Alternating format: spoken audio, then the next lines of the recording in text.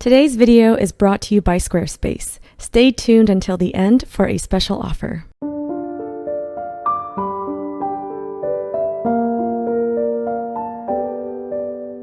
Hello dear friends, today's oil painting time-lapse is a continuation of last month's video where I painted a small figure study. Today I will be starting on the larger version of the same painting, focusing only on the figure, and next month I will share part 2 of this video focusing on the environment.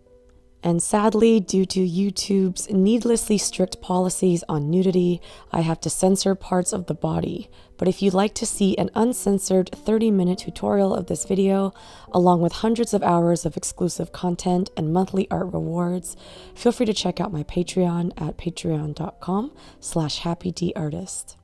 And also, there's a pinned comment with a link to a survey that I would love your input on in order to improve future Patreon and YouTube content. Thanks in advance for your feedback.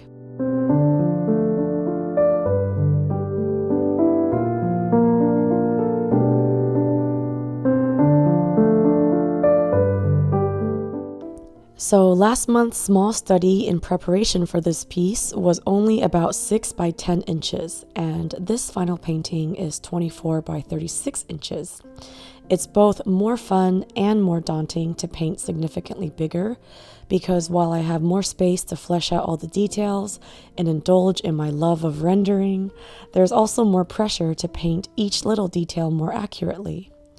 In a small study, so many details can be quickly implied through abstract brushstrokes, but on a larger scale, all the details need to be carefully designed and accurately defined.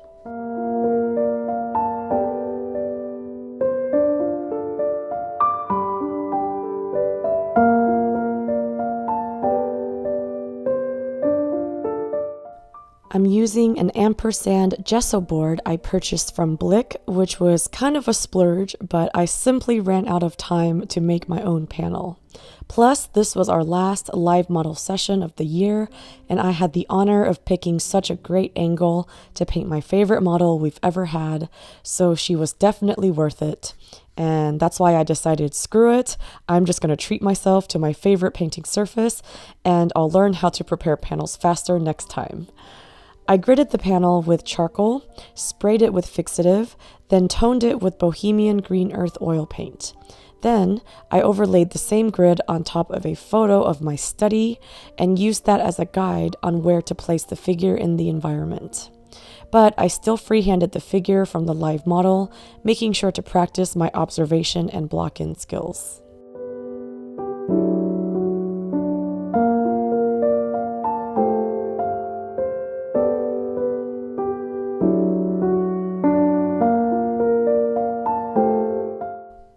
And also, as I mentioned in the previous video for the study of this piece, I will end up changing the position of the waterfall once again, as predicted. I've now moved the waterfall back to the left side, and also per my teacher's suggestion, I tilted the model's head so that she's looking upward toward the sky rather than directly straight ahead.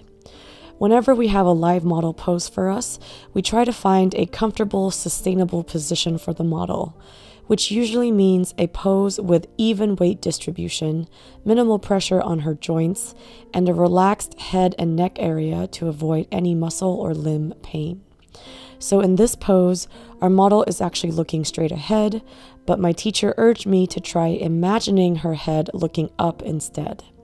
So some of the anatomy around the jaw and neck is made up or inferred from the straight-on pose that I'm seeing in person. I'm not sure if I painted it 100% correctly, but that's why we have teachers. I'll just ask my teacher to review it or fix it next week.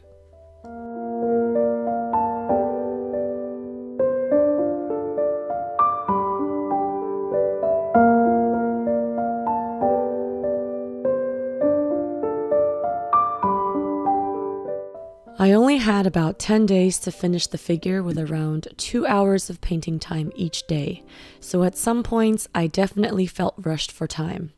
But I think having a sense of urgency actually helped motivate me to apply the paint more efficiently.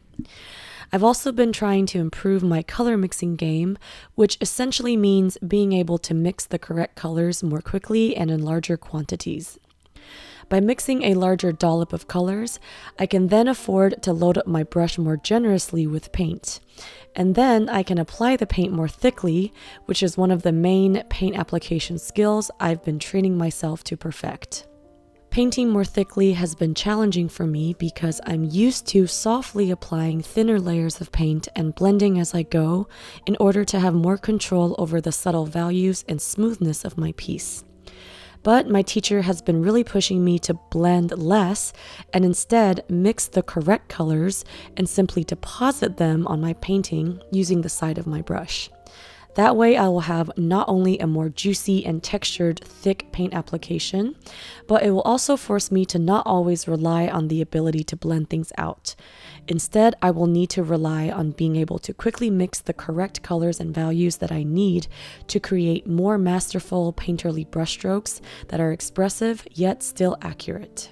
Oil painting is a journey that has no end, and I will never run out of new things to learn or better ways to improve on my current skill set, and that's what makes this journey so exciting for me. And that about wraps up today's video. Thank you all so much for watching, and stay tuned until next month for part 2 of this video, where I'll be working on the environment and finishing up this painting.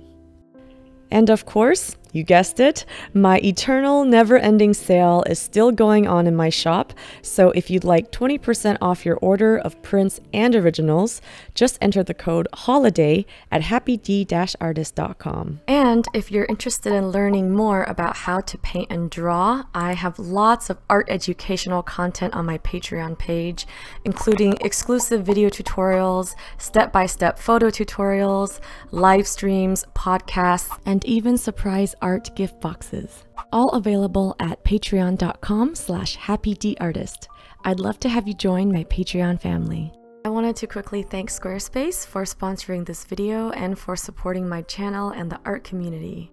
I've actually enjoyed using Squarespace for 4 years now to build and host my online shop and website. So whether you need a domain, website, or online store, make your next move with Squarespace.